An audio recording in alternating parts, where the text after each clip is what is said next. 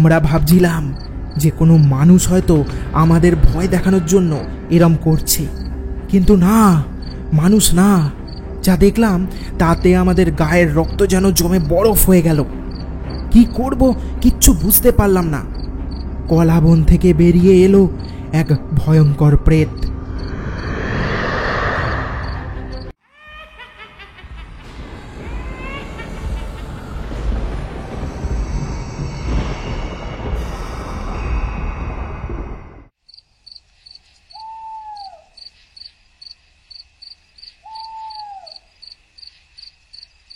উফ, জব্বর ঠান্ডাটা পড়েছে বটে। শীতকালেই চায়ের চুমুক ছাড়া আর কিছুই যেন ভালো লাগে না। কি বলিস তোরা? হ্যাঁ, তা যা বলেছিস যতীন। শীতকাল মানেই চা। চা ছাড়া শীতকাল কেমন যেন তেল ছাড়া আলু ভাজার মতো লাগে। আর এই শীতে চায়ের দোকানে বসে চা খেতে খেতে যদি কোনো গল্প শোনা যায় তাহলে তো একেবারে জমে ক্ষীর। কথাটা শুনে যতীন বেশ একটু ঝেড়ে মেরে উঠল। তারপর গভীর আগ্রহের সাথে বলল, আমার মাথায় একটা গল্প এসেছে, শুনবি? গল্পটা এক প্রকার বলতে পারিস আমারই সাথে ঘটে যাওয়া একটা ভৌতিক ঘটনা। বাবা, ভৌতিক ঘটনা? আরে হ্যাঁ রে বাবা, সত্যি ঘটনা, আমি কোনো ঠাট্টা করছি না। বাহ, তাহলে তো আজকের আসর একেবারে জমে ক্ষীর। চল চল, আর তর সইছে না, বেশি দেরি না করে শুরু কর তো দেখি। তবে শোন, ঘটনাটা আজ থেকে 2 বছর আগে ঘটে। সময়টা ছিল এই জানুয়ারি মাস।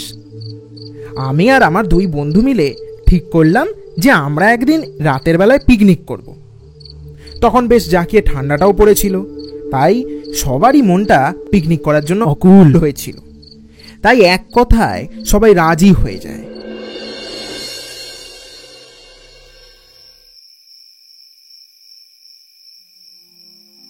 কিরে, যাবতীয় যা জিনিস সব তোরা ঠিকঠাক এনেছিস তো? পরে আবার বলবি যে ভুলে গেছি। দেখ দেখ, ভালো করে মনে কর কোনটা ভুলছিস। এখনো সময় আছে, সেরম হলে হারুকে দিয়ে আনিয়ে নেব।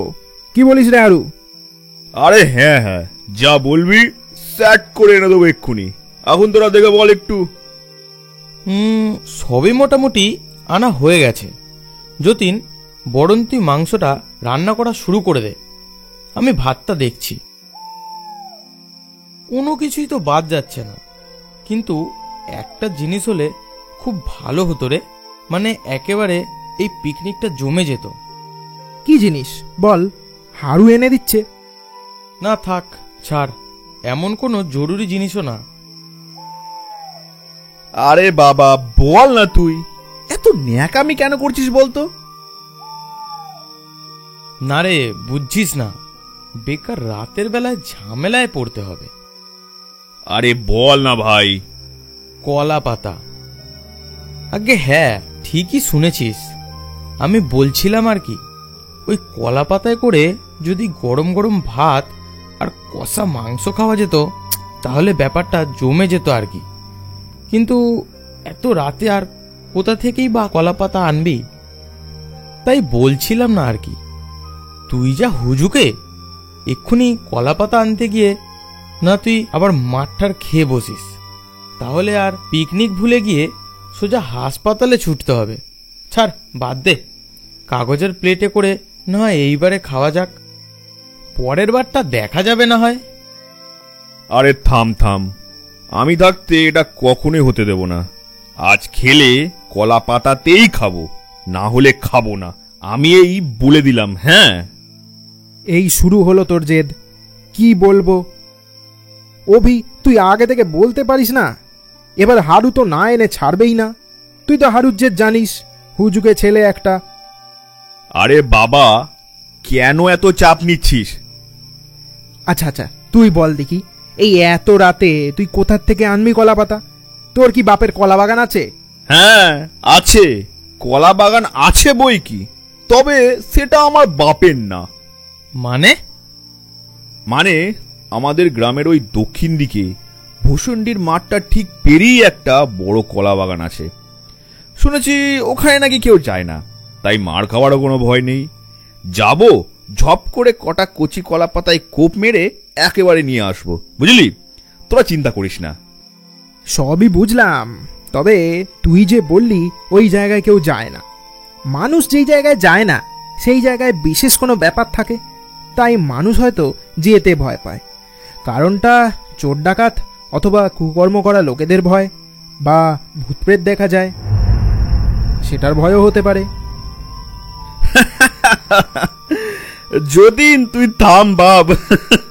কি যে বলিস, আজ অব্দি এই হাড়ুকে কেউ কিছু করতে পারিনি রে। ওখানে যদি কোনো ডাকাত বা কুকৃতি করার লোক থাকে তাহলে ওদেরকে ওই কলা পাতার সঙ্গেই একেবারে নিয়ে আসবো।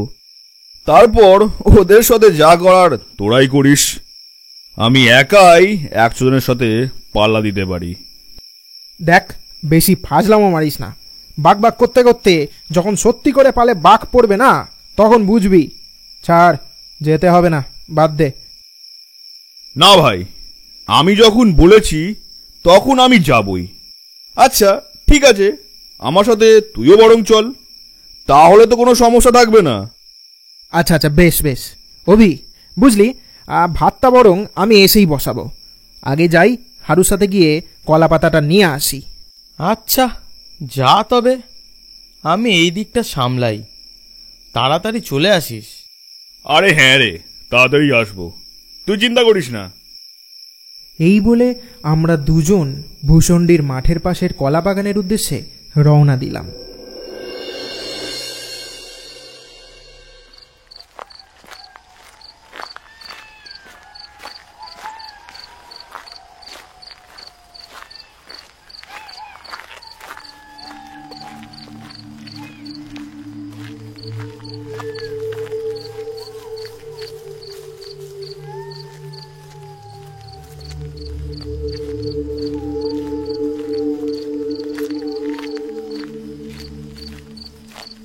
কিরে, মাঠ তো প্রায় পেরিয়ে চলে এলাম, আর কতটা?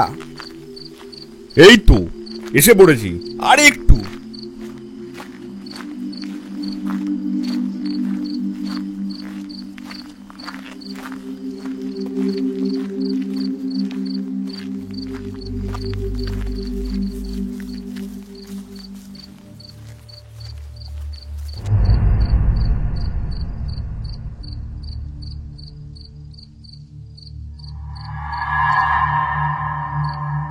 যতীন, তুই বরং আমাকে আলোটা দেখা, আমি তাড়াতাড়ি কটা পাতা কেটে নিই।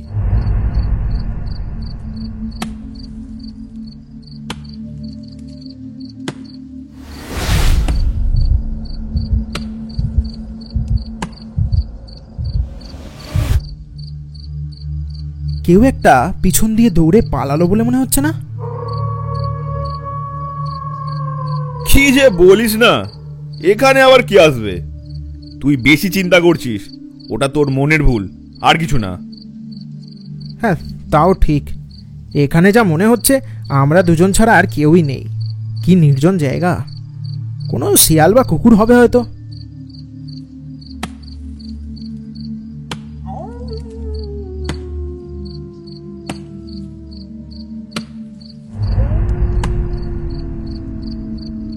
হারু নিজের আপন মনে কলাপাতা কাটছিল, এমন সময় ঘর ঘর করে গর্জন করার আওয়াজ ভেসে এলো আমাদের কানে।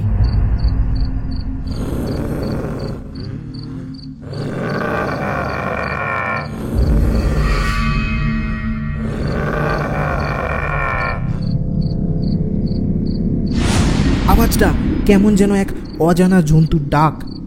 এর আগে এমন গর্জন কোনো দিনও শুনিনি আমরা। হারু ততক্ষণে পাতা কাটা থামিয়ে দিয়েছে। আমরা দুজনেই হতভম্ব হয়ে চুপ করে দাঁড়িয়ে গর্জনটা শুনে যাচ্ছি।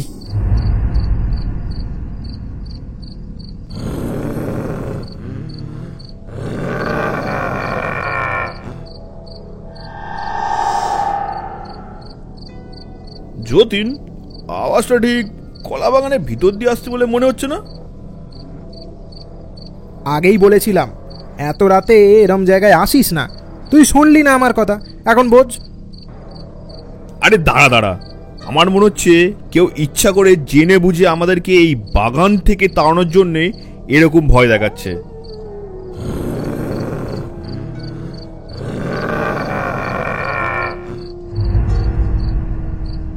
আমি আর হাড়ু চুপ করে কলাবনের দিকে তাকিয়ে দাঁড়িয়ে। হঠাৎ আমাদের মনে হলো কেউ যেন সামনের দিকের কয়েকটা কলা গাছ ধরে নাড়াচ্ছে।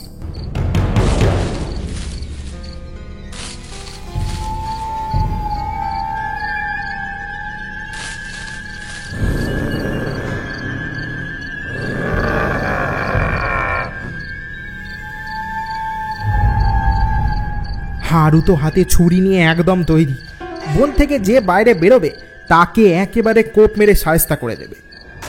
আমার কিছুটা ভয় হলো। আমিও এইটা ভেবে তৈরি হয়ে রইলাম যে কিছু হবার আগেই কিভাবে হাড়ুকে নিয়ে পালাবো এই কলাবন থেকে।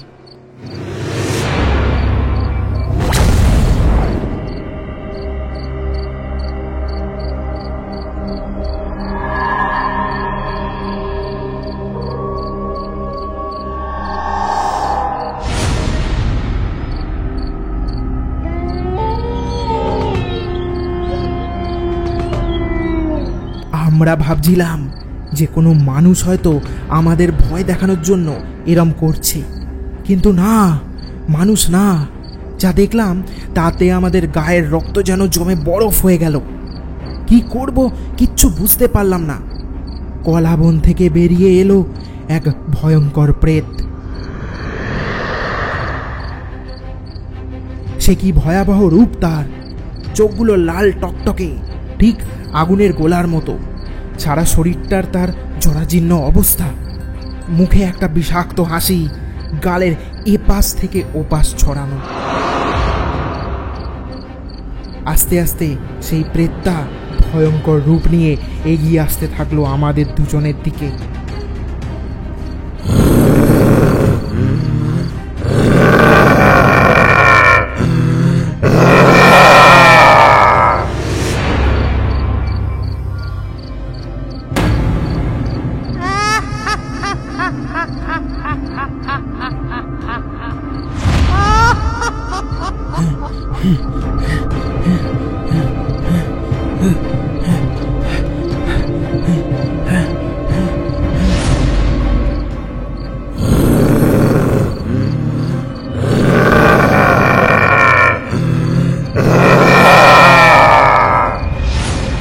হঠাৎ প্রেতটা হাড়ুর গলাটা টিপে ধরে।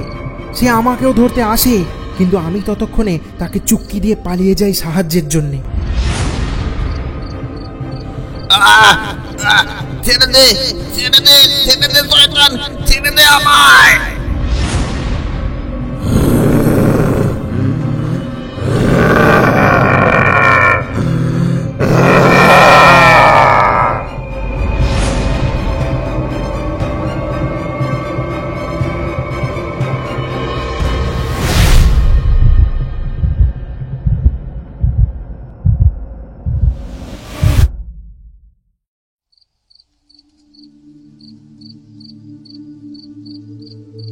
কিছুক্ষণ পর আমি দু একটা গ্রামের লোকজন আর একজন সাধককে সঙ্গে করে নিয়ে আসি।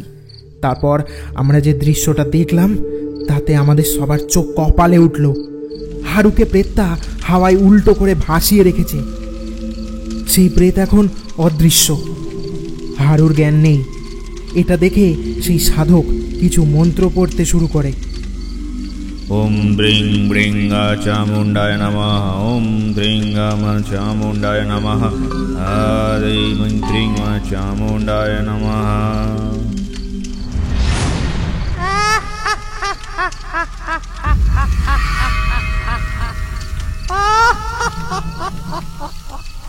তারপর কোথার থেকে যেন সেই প্রেত আবার দৃশ্যমান হয়।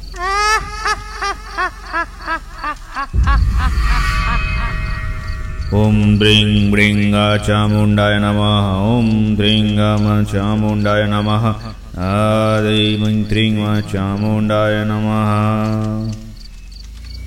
কি চাই তোর? তুই ওকে ছেড়ে দে।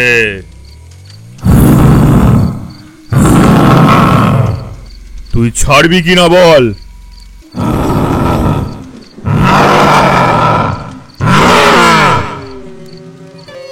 ঠিক আছে, তুই ছাড়বি না তো? তবে তবে এই নে।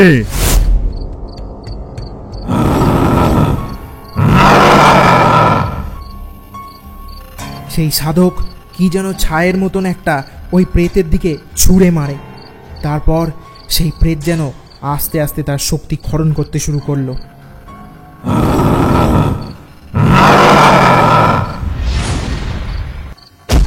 ঝপ করে হাওয়ায় ভেসে থাকা হাড়ু মাটিতে পড়ে গেল। তারপর সাধক আবারও এক মুঠো ছাইযুক্ত কিছু একটা ছুঁড়ে মারল প্রেতটার গায়ে।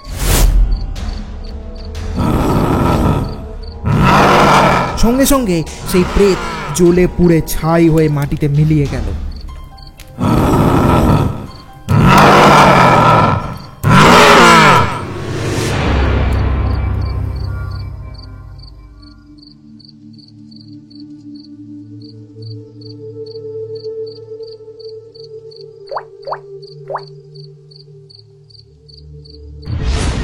ওরে ওরে যতীন, যতীন আমাকে বাড়ি নিচো ভাই আমাকে।